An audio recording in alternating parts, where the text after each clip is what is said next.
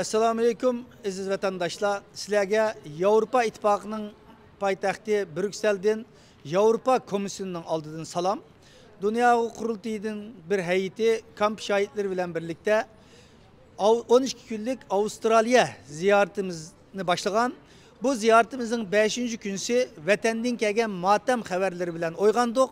Bu münasebet bilen biz Avustralya ziyaretimizde özgürlük payda kılıp bir bölüm vekille Avustralya ziyaretini devam kıldı ama bir kısımlarımız Avrupa'ya ve Amerika'ya kaytışık doğru gelip Avrupa kaytkandan keyin udul Avustralya'dan Brüksel'e geldik. 3 gündün buyan Brüksel'deki ziyaretimiz jarayanda Avrupa Parlamento'nun parlament azaları, Avrupa Kengeşi'nin rehberleri, Avrupa Komisyonu'nun rehberleri bilen her derecede ayrı uçuruşlarımız, yığınlarımız oldu.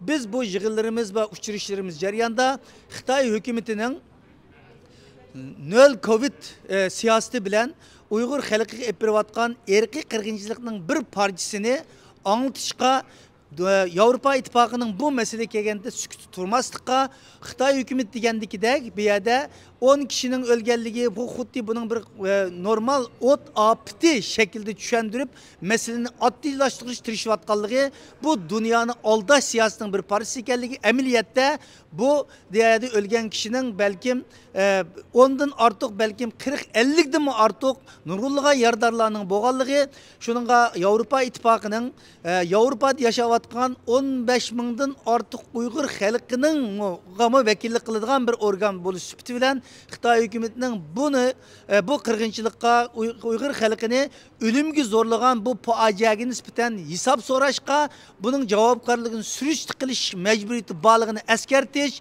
məqsidi bilen nurgun görüşlerini yapmadık ve şundakla biz bir kilişimizin yanı mühim sebeplerinin birisi Avrupa Komisyonu'nun başlığı Michel Beijing'e berip Xi Jinping bilen görüş etti. Şu görüşün jarayanda bizim meselemizni oturup koyuş ve şundakla bu otapıda kurban boğallarının meselesi, şehit boğallarının meselesini ve bu otapıdın ki Xitay'ın her kay şehirler yüzbegen namayış vakalarına nispeten Avrupa İttifakı'nın dikkat kılış ve kollaş meydanını kol keltiriş məqsədilə elip verilgan nayt mühim söhbetler boldu, yaxşı ilgililəşlər boldu ve şunun bilen birge aldığımız günlerde Avrupa Parlamentoda Uygurlar meselesi hakkında yakında yüz bergen namayışlar hakkında bir ciddi kararının çıkarılış telvinde bulunduk.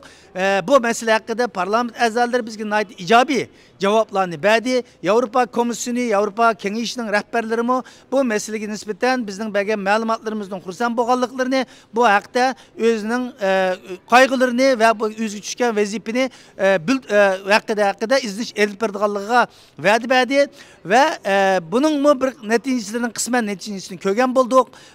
Avrupa Komisyonu'nun başlığı Michel Tönögün Beijing'de Xitay bilen boğan söhbet jarayanda Uygur meselesini Birleşken Devletler Teşkilatı Ali Komisarlığı'nın ilan kılan dokulatlarına nispeten Xitay hükümetinin bu meselenin ciddi ilişkireklik hakkında ve Tayvan meselesi, Hong Kong meselesi hakkında açık aşkara öz fikirlerini oturup koygan buldu.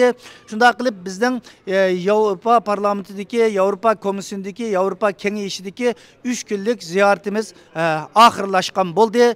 Yurttaşlarga bu yerde boğan vakala hakkında haberlendiriş, ulanı bilgilendirişini uygun gördük. Dikkatinize rahmet.